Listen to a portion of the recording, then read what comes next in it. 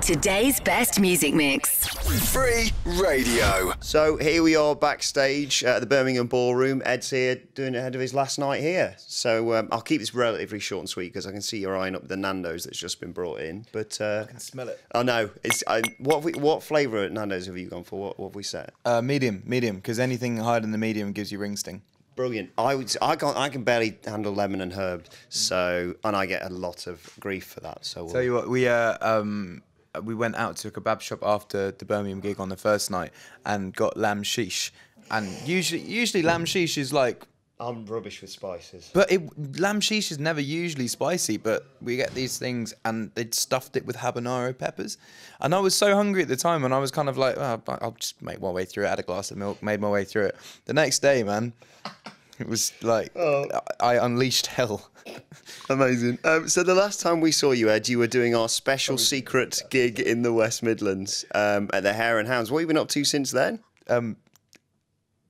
Touring, yeah. Touring. The One Direction single I wrote came out today, which is quite exciting. The Taylor Swift song I featured on is out, and what else is going on? Oh, I did a tune with one of my favourite rappers as well, which is cool. Amazing. I mean, it does seem to be always go for you because, you know, we saw you at the gig and then, like you said, you've been off touring since then. And the One Direction song that's come out today, everyone's talking about it now. I suppose it's really nice for you because it's really a song from ages ago, wasn't it? How old were you when you wrote that originally? 17, yeah, and it was never going to be used. So I'm quite happy it's being used. Yeah, and it seems like people are finding some sort of connection to it, so that's good. Because it was lost for a while, wasn't it? Yeah, it was lost in the ether. It was recorded on my old iPhone, and then my old iPhone... I don't know. I have a theory that whenever Apple bring out a new product, they just send a silent text to all the other products that just switch them off. Because as soon as the iPhone... It was the iPhone 3... I had the iPhone 3, and as soon as the iPhone 3GS, as soon as that came out, mine was just a myth. My iPhone is now currently like an old relative. It just like forgets things. And are you iPhone 4? No, I'm iPhone 3GS. I'm still in the dark ages, so it's not great. My one still hasn't got a flash, so it's not going very well. No. Anyway, yeah. So you've got your next single, the 6th single to come from your Phenomenal Plus album. Are you looking forward to that? What's that out in November, isn't it? Yeah, it's the closing. It's the kind of goodbye campaign single, I guess. Yeah. I didn't want to overstay my welcome a bit too much, because you have to give the public a break as well as giving yourself a break. But I mean, you think about the amount of singles that you've had come off that album that have just been huge, and also you forget they're so varied of what you've done from the A-Team obviously to Lego House to this to You Need Me, I Don't Need You. It's not like you're just doing just wait a few more months and send out the next single. Yeah, I mean, I've been very surprised at the success of this album and how it keeps going. So yeah, I don't really know what's going to happen next, but I hope Give Me Love has a little bit of success. It'll be good. I certainly think so. I remember when you played that at the Hare and Hounds. It was just that everyone was. I think you got people involved in it and things like that, and it's great. And of course, you're now back at the Birmingham Ballroom. It's the last night tonight, and I was talking to somebody who went to see you on Saturday, and you can tell that you just love being on stage because you were there. I think they said you were on for like 2 hours or something, and is it just nice? I suppose it strikes me that the favourite thing you like to do is tour. You love making music and writing music and performing it is the main thing for you, though. Yeah, I don't know. It makes no sense to do a job that you don't love doing, and I love everything about my job, and one of the most fun aspects is entertaining people, I guess. Yeah.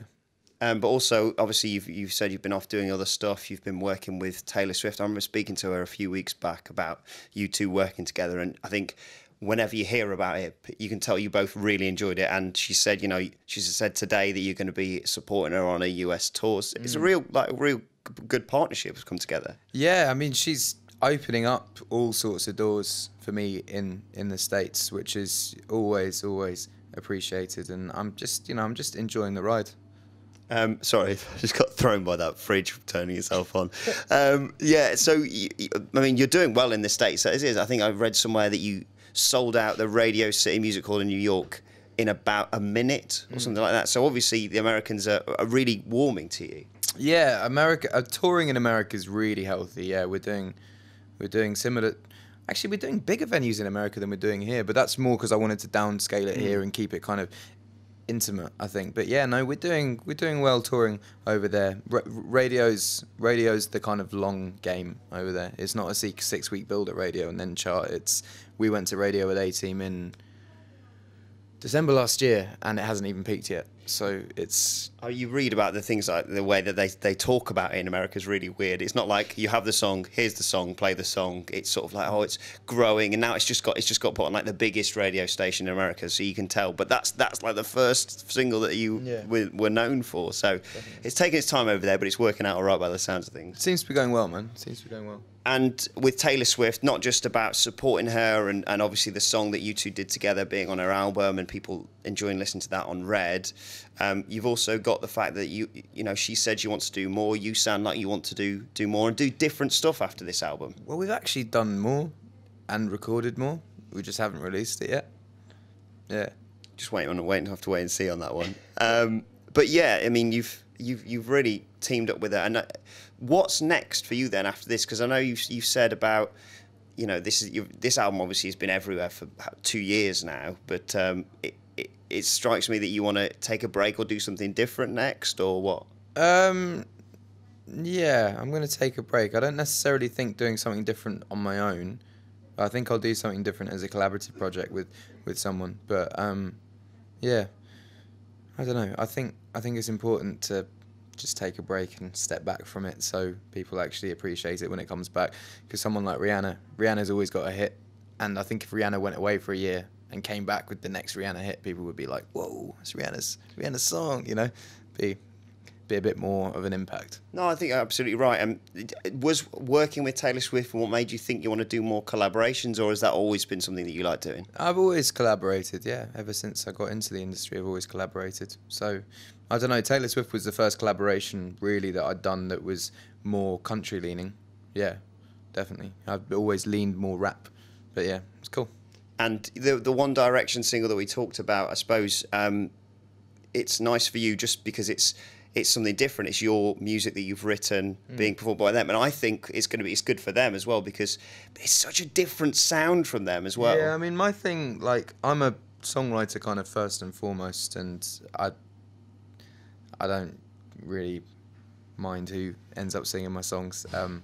And what was I going to say? Yeah, I think with them, like, their label controls a large amount of what goes on, and they got a bit too comfortable and just did the same single this time round. And I think now they're coming from a point where they have to switch it up a little bit to keep people a little bit more interested, which puts me in a good position because I get a cut on their record, but it also puts them in a good position because they get to switch it up a little bit. So yeah, it's all good. I think had they not released the first single, this might not have happened. So it's good. And is it nice for you, I suppose, because it's nice for you regardless because it's your song that they're doing, but is it nice because it's your mates and you're sort of helping them? I mean, they sound quite a lot like elements of you on Plus, but now it's them showing the people that they can actually just sing. They don't have to be leaping around on a stage or whatever. Yeah, well, I mean, like, I think people forget they came off a, like, singing talent show, so they can obviously sing. Yeah, and I think it's good to showcase that sometimes. So next for you, tour finishes at the middle of November, and then what is it? Finally have a bit of a break, or what? There's no break. I got my diary today actually. I finish on the 21st of December this year, and I go back to work on the 8th of January next year, and then finish on the 23rd of September, and then I'm done. Wow. What's happening next? What's all the big things? Is it just America with Taylor? Yeah, America's the kind of main push. I feel like if I carry on in England, I might overstay my welcome a little bit. I'm gonna finish off with "Gimme Love," Christmas, done. That's the campaign in England, and I'll go and work it more in America, and then come back. And it's the second album. Well, this is the thing because people see that when you release Plus and when you're releasing these songs, and I suppose they think, it's taking his time about this, but you're not playing games. You're over in America. Well, do you know what? Like, the album's only been out for a year. Yeah. Like, literally 13 months it's been out, and a week after it came out, I was getting tweets from people saying, "When's the next album coming?" And like, you just can't win with people. Damien Rice took 5 years between his album, and like, no one complained about that. So if I want to take 2 years between a record, I think that's I write my tunes, so like, I can't just put an album together and chuck it out. Like, I have to really sit and think. And is it going to be a case of writing it and then performing it, or sort of testing it out with a few gigs maybe over in the States? Yeah, well, I was thinking of, actually, I'm not going to say my idea, because then when I actually come to do it, people will know. But yeah, I am going to test it out by doing small gigs. Oh, that's I'll tell you after the cameras are shut. Okay. I'll keep it a secret, although I'm terrible at keeping secrets. I shouldn't have said that, because now you won't tell me, but still.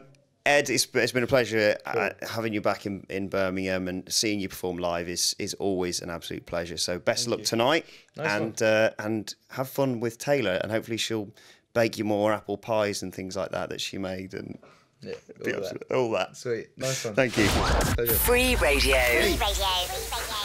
Today's best music mix. It's nice.